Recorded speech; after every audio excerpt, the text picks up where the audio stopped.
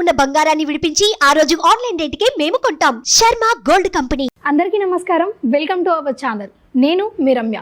October మాసంలో 12 రాష్ట్రాల వారికి ఏం జరగబోతుంది అని మనకు తెలియజేయడానికి ఈరోజు మన ముందున్నారు ప్రముఖ జ్యోతిష పండితులు, అలాగే లలిత ఉపాసకులు బ్రహ్మశ్రీ నానాజీ పట్నాయక్ గారు. గురుగారిని అడిగి మరెన్నో విశేషాలు తెలుసుకుందాం. గురుగారు నమస్కారం. శ్రీమాత్రే నమః. గురుగారు, అక్టోబర్ మాసంలో ధనస్సు రాశి వారికి ఎలా ఉండబోతుంది? ధనుసు రాశి వారికి అక్టోబర్ మాసంలో కనుక చూసుకున్నట్లయితే పర్టికులర్గా మీ యొక్క రాశ్యాధిపతి 6వ స్థానంలో శుక్ర రాశిలో ఉన్నాడు. ఇది కొంచెం ఏంటంటే 2 రకాల ఫలితాలు ఇస్తుంది. ఇక్కడ ఒకటి, వీళ్ళకి ఎప్పుడైతే రవిగ్రహణం పట్టిందో ఈ 40 రోజుల పాటు అక్టోబర్ మాసము ప్లస్ ఇంకో 10 రోజులు ఎక్స్ట్రాగా చూసుకుంటే అది ఉద్యోగం సంబంధించిన విషయంలో గ్రోత్ని ఇస్తుంది. కాకపోతే ఎప్పుడైతే 6లో గురువు ఉంటాడో ఇది కొంచెం అప్పులు రావడానికి అనుకూలము, అలాగే సక్సెస్కి మంచిదే. కాకపోతే వివాహ జీవిత విషయాల్లో కొంచెం జాగ్రత్తగా ఉండాలి వీళ్ళు. అలాగే ధనస్థానం మీద కూడా పాపగ్రహాల దృష్టి ఎక్కువగా ఉంది కాబట్టి కుజుడి యొక్క దృష్టి ఉన్నందుకు ఫైనాన్స్ మ్యాటర్స్ విషయంలో కొంచెం కుటుంబ సభ్యులతోనది కొంత ఘర్షణ వాతావరణం చూపిస్తుంది. హోమ్ లోన్స్ లభిస్తాయి. అదేవిధంగా ఫైనాన్స్ సంబంధించిన ఏదైనా ఎడ్యుకేషన్ రిలేటెడ్ సంబంధించిన విషయాల్లో ఇప్పుడు చూడండి, కొంతమంది చూసుకున్నట్లయితే కొన్ని అంటే విద్యా సంబంధించిన వాటిల్లో కూడా ఫైనాన్స్ రిలేటెడ్ సంబంధించి చదువుతూ ఉంటారు. అటువంటివి ఇప్పుడు కొద్దిగా అటువంటి సబ్జెక్ట్స్ తీసుకోవడం ఇట్లాంటివి జరుగుతాయి. చెప్పాలంటే హోమ్ లోన్స్ కూడా లభిస్తాయి ఇందాక నేను చెప్పినట్టుగా. కాకపోతే 20వ తేదీ నుంచి మాత్రం కుజుడు అంటే పంచమాధిపతి నీచ పొందుతున్నాడు కాబట్టి, పంచమ వ్యయాధిపతి నీచ పొందుతున్నాడు కాబట్టి ఇన్వెస్ట్మెంట్స్ జాగ్రత్తగా చేసుకున్నట్లయితే మంచి లాభాలు వస్తాయి. అలాగే సంతాన సంబంధించినటువంటి విషయంలో కూడా ఇప్పుడు అస్సలు సంతానం కలగరని కొంతమందికి పాపం మొండిగా ఇంకా వాళ్ళకి అవ్వవు. ఇక్కడ ఏంటంటే మొండిగా అవ్వని వాళ్ళకేమో కుదురుతుంది నీచభంగ రాజయోగం వల్ల కుజుడికి. అలా కాకుండా కొంతమంది చూడండి మాటిమాటికి మిస్క్యారేజ్ అయిపోతుంటాయి. అట్లాంటి వాళ్ళకి కొంచెం మిస్క్యారేజ్ ఛాన్సెస్ కూడా ఇస్తుంది ఈ కాంబినేషన్ అనేటువంటిది. ఈ యొక్క విషయాల్లో జాగ్రత్తగా ఉండాలి. ముఖ్యంగా 10వ తేదీ వరకు కూడా ఈ సప్తమాధిపతి అయినటువంటి బుధుడు ఎప్పుడైతే కేతువుతో కలిసి రవితో కలిసి దశమ స్థానంలో ఉన్నాడో ఇది కొంతవరకు ఏంటంటే వివాహ నిర్ణయాలు తీసుకునే విషయంలో కొంత జాగ్రత్తగా ఉండాలి 10వ తేదీ వరకు అనేటువంటి చూపిస్తుంది.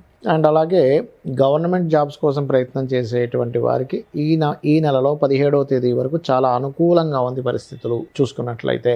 అండ్ అదేవిధంగా మరొక విషయం ఏంటంటే ఇక్కడ ఈ 2వ స్థానం మీద ఎప్పుడైతే పాపగ్రహాల యొక్క దృష్టి అనేటువంటిది ఉందో ఇక్కడ పర్టికులర్గా పూర్వీకుల ఆస్తులకు సంబంధించిన విషయంలో ఏదైనా మనీ మ్యాటర్స్ విషయంలో కూడా కొంతవరకు అది స్ట్రెస్ ఇస్తుంది. ఎందుకంటే అష్టమ స్థానంలో ఉండేటువంటి కుజుడు 2వ స్థానం మీద దాని యొక్క ప్రభావాన్ని చూపిస్తున్నాడు కాబట్టి. బట్ ఏదేమైనప్పటికీ కూడా ఇక్కడ కొంచెం ఫ్రెండ్స్ ఇవాళ రేపు చూడడం మా ఫేస్బుక్స్లో ఎవరో పరిచయాలు అవ్వడం ఇట్లాంటివి ఉంటుంటాయి కదా. పంచమాధిపతి నీచంగా ఉన్నందుకు కొంచెం షేర్ మార్కెట్ విషయాల్లోని ఫ్రెండ్స్ విషయంలోని కొంచెం అప్రమత్తంగా ఉండడం అనేటువంటి చెప్పుకోదగ్గ అంశం. ఇక వీళ్ళు చేయవలసినటువంటి దేవతారాధన లక్ష్మీ నరసింహస్వామి యొక్క ఆరాధన చేయడం అన్ని విధాల ఉత్తమం. గురుగారు, ఎలాగో నవరాత్రులు వస్తున్నాయి కదా, ఉద్యోగం కోసం చూస్తున్నవారు కానీ సంతానం కోసం చూస్తున్నవారు, పెళ్ళి అయి ఇబ్బందులు పడుతున్నవారు, వీరందరికీ నవరాత్రుల్లో ఎలాంటి పరిహారాలు చేసుకుంటే మంచి జరుగుతుంది? ఒకటేనమ్మా, నవరాత్రులు అంటేనే మనకి ఇంకా అద్భుతమైనటువంటి కాలం. అమ్మవారి యొక్క అనుగ్రహం ఎక్కువగా ఉండేటువంటి సమయం అంటారు ఈ నవరాత్రుల్ని. ఈ సమయంలో ఏంటంటే లలితా సహస్రనామాల్లో కొన్ని నామాలు ఉన్నాయి. ఇప్పుడు ఉదాహరణకి అప్పుల బాధలు చాలా ఎక్కువ మందికి ఉంటాయి.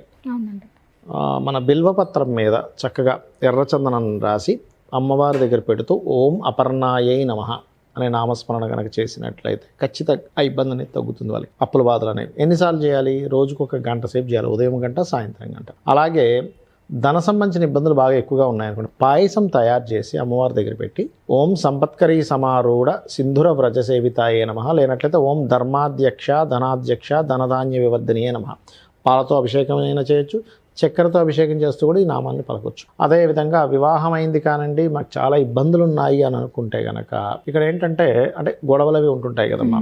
ఓం శివకామేశ్వరాంకస్త శివా స్వాధీన వల్లభాయే నమః అనే నామస్మరణ ఉదయం సాయంత్రం చేసినట్లయితే, ఎందుకంటే ఇది నవరాత్రులు కదా, ఈ సమయంలో చేసేటువంటి మంత్రానికి ఎక్కువ పట్టు ఉంటుంది. అలాగే మరొకటి ఏంటంటే ఉదాహరణకి ఉద్యోగం రావట్లేదు అనుకుంటే కనుక ఓం శ్రీమాత శ్రీ మహారాజ్ని శ్రీమత్ సింహాసనేశ్వరి నమః, లేనట్లయితే ఓం మాణిక్య మకుటాకార జానుద్వయ విరాజితాయే నమః చేసుకోవచ్చు.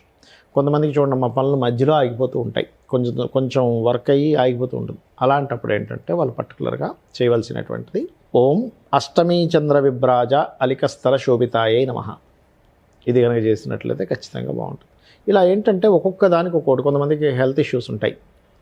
అలాంటి వాళ్ళకి ఏంటంటే పర్టికులర్గా ఓం సర్వవ్యాధి ప్రశమని సర్వమృత్యు నివారణి అగ్రగణ్య చింత్యరూప కలికల్మశనాశిని నమః. ఏదైనా ఫుడ్ తినేటప్పుడు కూడా క్రీమ్ అచ్యుతానంతా గోవింద అనుకుంటూ తింటే కూడా వాళ్ళకి అది ఔషధంగా మారుతుంది. మరొకటి ఏంటంటే అమ్మ ఇక్కడ దీంతో పాటు ఇక్కడ మీరు అర్థం చేసుకోవాల్సింది, ఎప్పుడు కూడా గోచార ఫలితంతో పాటు మన జన్మజాతకం కూడా ఉంటుంది. అంటే మన జన్మజాతకంలో లగ్నబలం ఎలా ఉంది, మనం ఏదైనా ఒక పని చేయలేకపోతున్నాం అంటే లగ్నం బలంగా లేదని అర్థం. అప్పుడు శ్రీమాత్రే నమః అనుకుంటే కూడా లగ్నబలం పెరుగుతుంది.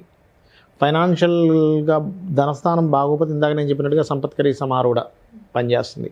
అదేవిధంగా ఎవరికైనా భయం ఉంటుంది కొంతమందికి, ఏ పని చేయాలన్నా సరే. అలాగా ఎక్కువ ఫియర్ ఉండేటువంటి వారు ఏంటంటే కనకాంగద కేయూర కమనీయ భుజాన్విత అనేటువంటి నామం అద్భుతంగా పనిచేస్తుంది. అలా ఒక్కొక్క దానికి ఒక్కో నామం. ఫలానా దానికి అమ్మవారి యొక్క రూపాల్లో ఫలానా రూపంగా ఉంటూ ఫలానా శక్తి కలిగి ఉందని అమ్మవారు అని చెప్పి మనం కనుక ఎప్పుడైతే కీర్తిస్తామో ఆ శక్తి మనకు వస్తుందమ్మా. కాబట్టి ఏంటంటే ఒకటే జాతకం ఎలా ఉంది, లేకపోతే నాకు వాస్తు బాలేదేమో, అమ్మో నేను ఇది చేయలేనేమో అది చేయలేమో, అవన్నీ కాకుండా ఏంటంటే నేను అమ్మవారిని నమ్ముకున్నాను, అమ్మవారే నాకు మొత్తం దారి చూపిస్తుంది అనేటువంటి భావనతో ఎవరైతే మంత్రాన్ని చేస్తారో, అంటే అమ్మవారిని స్మరించడం, మంత్రం అంటే ఇక్కడ ఏం లేదు, అమ్మవారిని మనస్ఫూర్తిగా స్మరించడం. ఇక్కడ మీకు రూపాయి ఖర్చు అవ్వద్దు దీనివల్ల, అంతే కదమ్మా. మీరేమీ అక్కడికి వెళ్ళి ఇంకో 1000 లక్షలు పెట్టి పూజలు చేయించుకోవాల్సిన అవసరం లేదు. అంటే చేయడం తప్పని నేను చెప్పట్లే, హోమాలు యజ్ఞాలు ధనం ఉన్నవాళ్ళు చేయండి, ఎందుకంటే లోక కళ్యాణం కోసం చేయాలి. ఎందుకంటే మనకి దేవతలు స్వీకరిస్తారు, దాని ద్వారా విశ్వం బాగుంటుంది. కాకపోతే ఏంటంటే ఇప్పుడు ధనం లేదు, ముందే ఉద్యోగం లేదు, ఈయన అన్నన్ని వేలు పెట్టి ఎక్కడ చేయించుకుంటాడు. కాబట్టి చక్కగా నవరాత్రుల్లో ఈ మంత్రం చేసుకోవడం ద్వారా వాళ్ళకి ఉపశమనం అనేటువంటిది ఖచ్చితంగా లభిస్తుంది. అయితే ఇక్కడ ఏంటంటే లేడీసు ఖచ్చితంగా రోజు తలస్నానం చేయాల్సిన అవసరం లేదు. మొదటి రోజు చేసి తర్వాత శిరస్నానం చేయొచ్చు. జెంట్స్ మాత్రం నిత్యము తలస్నానం చేయమని చెప్పారు. వస్త్రం ఖచ్చితంగా ఉండాలి స్నానం చేసేటప్పుడు. ఎందుకంటే మనం ఏమనుకుంటామంటే పూజ చేస్తున్నాం, మంత్రం చేస్తున్నాం, ఫలితం రావట్లేదు అనుకో, వస్త్రం లేకుండా చేస్తారు, దానివల్ల ఫలితం రాదు. ఇలాగ అనేకమైనటువంటి తప్పులు జరుగుతుంది. ఆ తప్పులు ఏమీ జరగకుండా ఇలా చేసినట్లయితే అన్ని విధాలా బాగుంటుంది. గురుగారు, ఎంతో చక్కటి విలువైన సమాచారాన్ని మా ప్రేక్షకులకు అందజేశారు. మీకు ధన్యవాదాలు. శ్రీమాత్రే నమః.